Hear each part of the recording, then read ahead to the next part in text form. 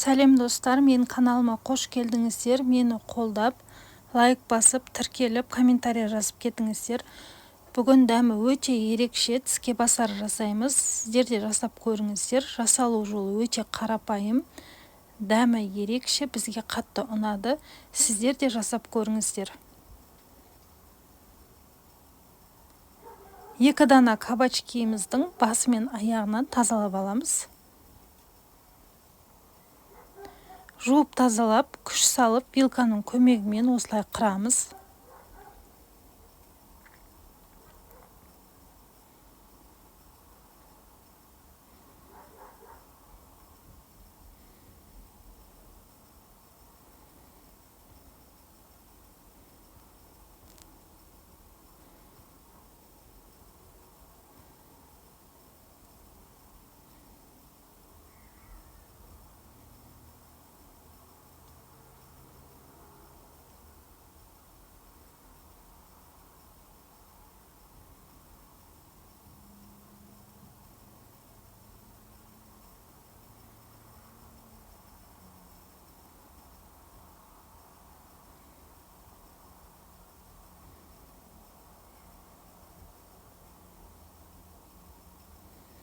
Вилканың көмегімен қырып алғаннан кейін тағы бір қайтара жуамыз.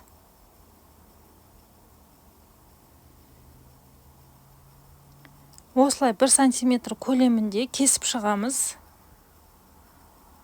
Ортасынан шамалы жоғары етіп кесесіздер, басынан аяқ кеспейсіздер. Дәл ортасынан бөлеміз 2-ге. Ұзынша етіп кесіп шығамыз. Дәл видеодағындай етіп кесіңіздер. Сыпырғы сияқты болады.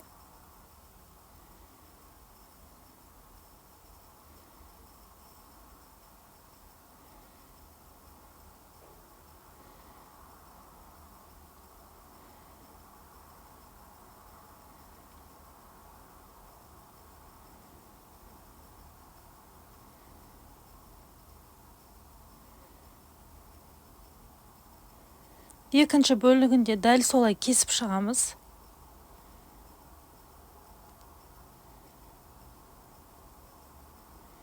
Дәл ортасынан бөліп.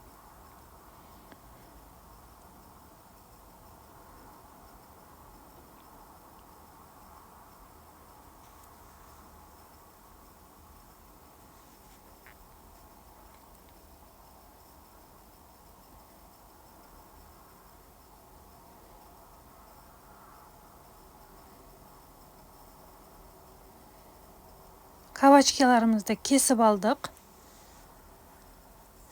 Енді бұны бір шетке қоя тұрып, клярын жасаймыз.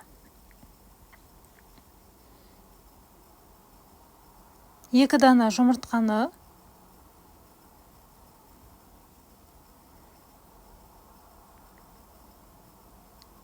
тұзымызды қосып араластырамыз ерігенше.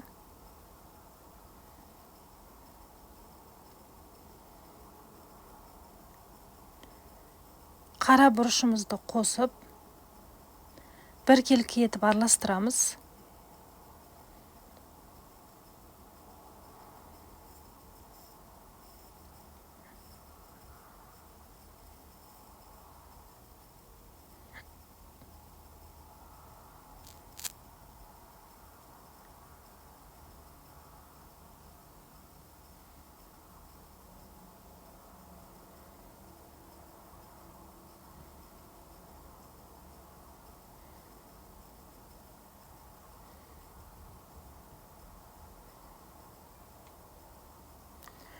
Күштен өткізілген ірімшігімізді қосамыз.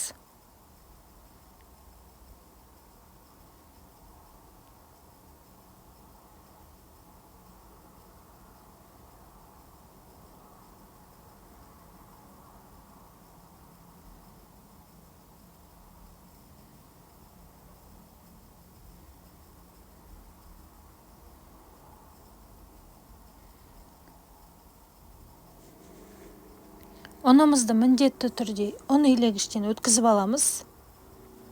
Жаңағы кабачкаларымызды ұнға біркелкі етіп аунатып аламыз. Араларын ашып тұрып ұнды жағасыздар.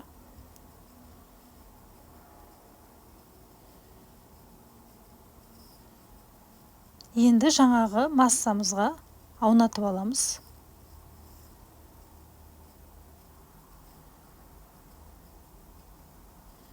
Арасына әбден жақсылап жағамыз.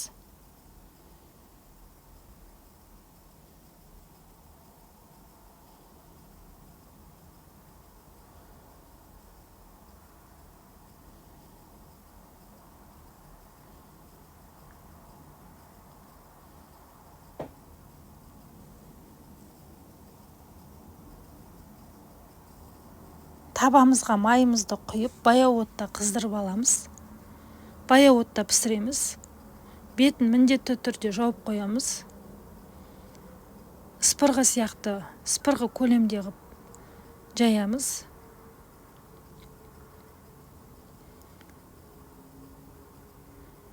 Астын баяу отта бетін жауып, қызарғанша қуырамыз.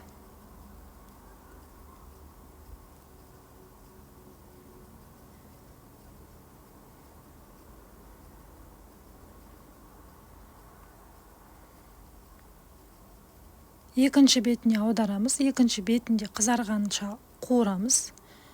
Қақпағын қайтадан жабамыз. Осымен кабачкаларымыз пісті. Укропқа чесногымызды қосып, сарымсағымызды, майонез қосып араластырамыз.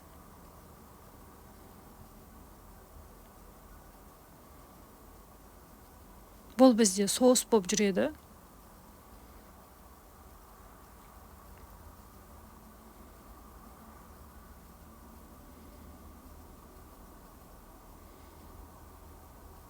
Енді осыны жағып шығамыз.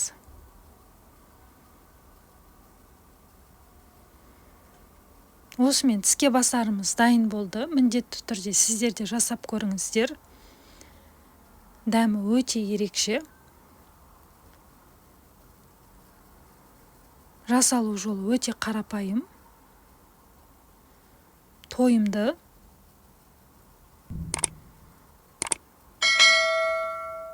Ас болсын.